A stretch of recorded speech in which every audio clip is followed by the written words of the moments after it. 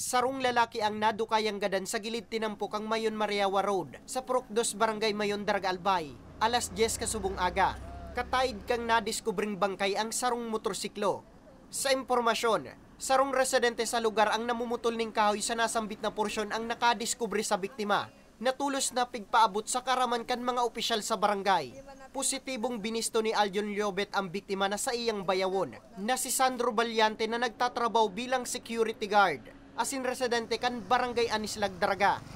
Ang aram ko, pambanggin siya, kasubanggi, nag-duty. Ang hindi ko aram kung nyata siya pinauli o baka nakainom, nag-inuman kami kasubanggi. Pero baka man niya tubuyungan kaya man. Taatab pang kami natapos. May saro pang dalan kaya duman dyan. Hindi ko aram kung nyata nag-agi siya didi.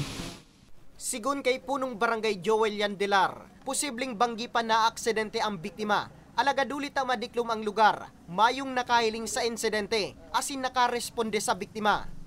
Iyo, dating inabot ninda, kidit na, gada na talaga.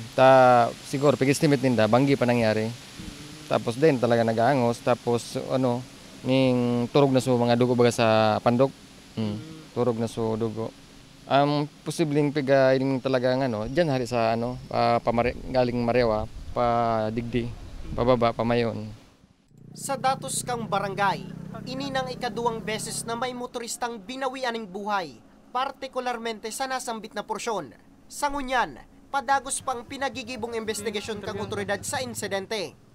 Para sa mga baretang tatak Bicol, Nomer Corporal